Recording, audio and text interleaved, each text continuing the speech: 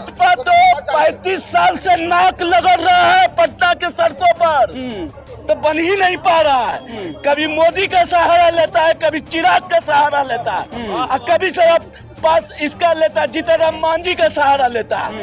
आज लंगड़ी सरकार बन बैठा है, डबल इंजन की सरकार है क्या? अरे ये बकवास है, बकवास। सपना दिखाता है दिन में, हसीन सपना दिखाने वाला मुंगेरी लाल का सपना दिखाता है ये लोग। ये मोदी नहीं मदारी है, झूठ बोलने का बीमारी है इसको। यही मोतिहारी की धरती पे आए थे तो क्या कहते, क्या कहते, चीनी मिल स्टार्ट होगा, दुनिया भर में चाय पियेंगे।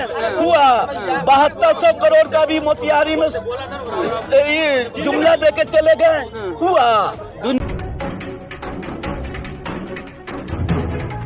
दोस्तों, बिहार की राजधानी पटना में इस वक्त मैं मौजूद हूं और बिहार का चुनावी माहौल जो है वो काफ़ी जो है एक्टिव मोड पर अब नज़र आ रहा है। तो इन्हीं सारी माहौल को लेकर के जो है हम लोगों के बीच में आए हैं, लोगों से बात करने के लिए। अभी मैं पटना में हूं और पटना में ये आप देख रहे हैं बुद्ध स्मृति पार्क के बाहर में खड़ा हुआ। तमाम तरह के मुद्दे हैं, उन मुद्दों को लेकर के हम लोगों से बात करेंगे कि जनता क्या सोच रही है। देखिए, बिहार परिवर्तन के लिए जाना जाता है और लगातार एक ही व्यक्ति को 20 साल बनाए रखना लोकतंत्र के लिए सही नहीं है। और लोग परिवर्तन के मूड में है और हम लोग भी चाहते हैं कि एक नई सरकार आए जो राज्य का विकास करे। शिक्षा में, स्वास्थ्य में, रोजगार में पलायन कैसे रुकेगा, इंडस्ट्री कैसे लगेगा, बढ़ते बेलगाम महंगाई पर कैसे ब्रेक लगे। बच्चे जो एग्ज़ाम देते हैं, सालों साल मेहनत कर कर पेपर लीक हो जाता है, उन बच्चों का जो मेहनत है बेकार ना जाए। वो शिक्षा पर काम कैसे होगा, उस पर उसके लिए बदलाव करना होगा, एक अच्छी सरकार लाना होगा। और कोई भारत सरकार और बिहार सरकार का नौकरी नहीं है कि नौकरी लग गया और 60 साल तक नौकरी करेंगे। अरे 5 साल मोदी जी डबल इंजन की सरकार है, विकास नहीं हुआ है, तमाम नौकरियां, अब भी वैकेंसियां निकाल दी हैं उन्होंने। तो देखिए, 20 साल के दरमियान में ये कहीं भी वैकेंसी लेकर नहीं आए। जब 17 महीने की सरकार तेजस्वी के साथ बनाते हैं तो ही पटना का ऐतिहासिक गांधी मैदान नौकरियों के नाम से जाना जा रहा है। वहाँ चाचा के हाथों खुद उन्होंने नियुक्ति पत्र बंटवाया, मगर कहीं ना कहीं नीतीश कुमार जी कॉपीराइट माने जा रहे हैं आजकल मुख्यमंत्री।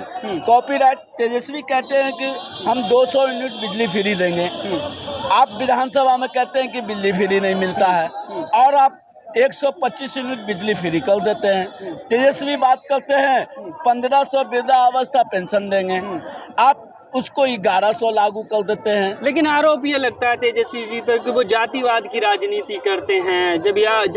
जब उनकी सरकार रहती है तो यादवों का जो है वो दबंगई बढ़ जाती है। देखिए, वो एक बात बता दें, पूरे हिंदुस्तान का राजनीति पॉलिटिक्स जो है जातिवाद पर टिका है। जातिवाद, धर्म, ये दोनों चीज से हिंदुस्तान की जनता को बाहर आना होगा। हिंदुस्तान का विकास देखना चाहते हैं, डेवलपमेंट देखना चाहते हैं, महंगाई कैसे कम हो, विकास हम अदर स्टेटों में कैसे हो, तो जाति, धर्म, मजहब से ऊपर आना होगा, तब आपका विकास होगा।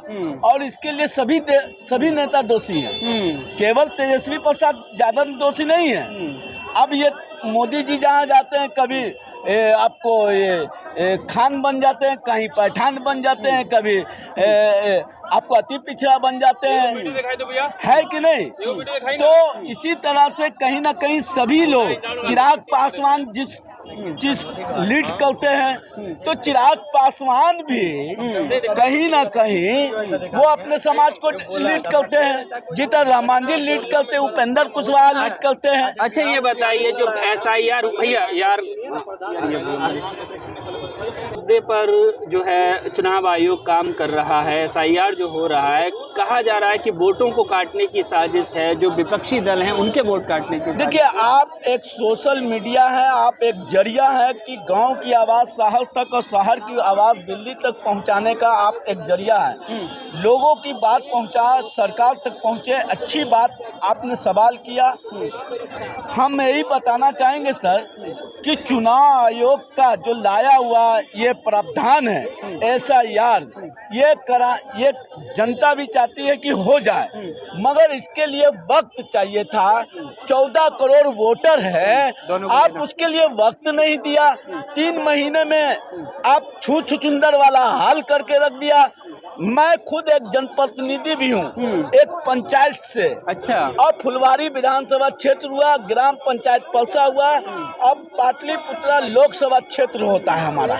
और उसमें मेरे पूरे परिवार का, अगल बगल का पूरे का नाम 1 तारीख को जो वोटर लिस्ट जारी हुआ उसमें हमारा नाम नहीं आया। नाम ही, आपका नाम ही बाहर कर दिया। हमारा ही नहीं, हाँ। हमारे पूरा परिवार का, अगल बगल जो घर है उस 3 से 4 परिवार का नाम साफ कर दिया। कागज जमा किए थे बीएलओ को आपने? बीएलओ आए थे आपके घर? हमारे यहाँ बीएलओ भी आए। हाँ। बीएलओ को हमने मदद भी किया। हाँ। कि चुनाव आयोग का एक अच्छी पहल है। हाँ। मगर चुनाव आयोग को जो टाइम देना चाहिए था, कम से कम 1 साल से 1.5 साल का देना चाहिए था, मगर आपने टाइम कम दिया। तो हमने खुद अपना जन्म प्रमाण पत्र उस फार्म में लगा के बीएलओ को रिसीव कराया।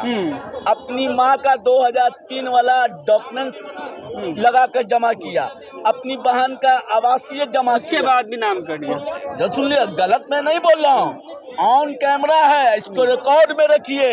रिकॉर्ड ही हो रहा है। झूठ होंगे तो हम भी कहीं ना कहीं पकड़े जाएंगे। लोग पासपोर्ट दे के जमा किया, उसके बाद भी नाम कट गया। ये देखिए कितना बड़का दुर्भाग्य है। जब मेरे ऐसा एक्टिव आदमी, चूंकि जनप्रतिनिधि भी है, उसके बावजूद भी नाम कट गया, तो और जनता का क्या हालात अभी चुनाव आयोग कह रहा है 1 अगस्त से 30 सितंबर तक जो है, जो भी त्रुटियां हो गई हैं, जो भी आपत्तियां हैं, वो आप दर्ज करा सकते हैं। तो आपने बात की है दोबारा से? हमने बीएलओ से संपर्क किया। हाँ। जहां हमारे बूथ पर 293 पर 1 बीएलओ था, अब उसको 2 बीएलओ कर दिया गया। समझ गए? जहां 1276 वोट था हमारा, उसमें डिवाइड करके 2 बीएलओ को कर दिया गया। जब संपर्क किया तो बोलता है कि 2 दिन सब्र कीजिए, 2 से 3 दिन हमको टाइम दीजिए, हल्ला उल्ला नहीं कीजिए, बदनामी होगा। अच्छा। तो अब सोचिए, तो हल्ला तो हम करेंगे ही, हल्ला तो आज से हम करेंगे।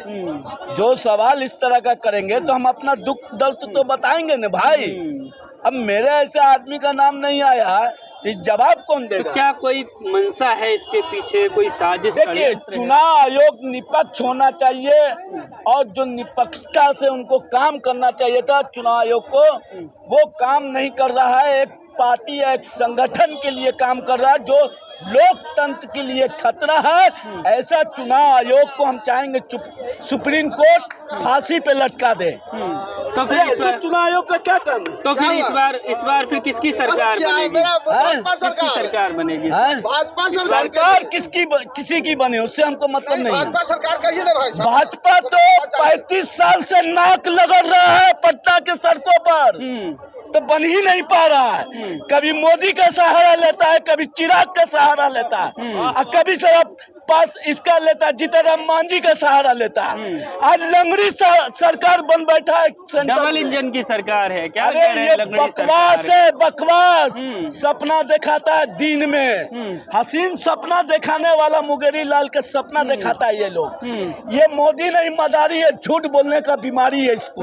कहते हैं कुछ लोग कुछ लोग मोदी विरोधी हैं जो कमियां निकालते हैं, बाकी तो विश्व स्तर पर डंका बज रहा है। देखिए दुनिया भर में हमारे देश का सबसे झूठा प्रधानमंत्री ये साबित नहीं हुआ कर रहे हैं आप? 2014 में यही मोतिहारी की धरती पे आए थे तो क्या कहते? चीनी मिल स्टार्ट होगा, दुनिया भर में चाय पियेंगे। हुआ 7200 करोड़ का भी मोतिहारी में जुमला दे के चले गए।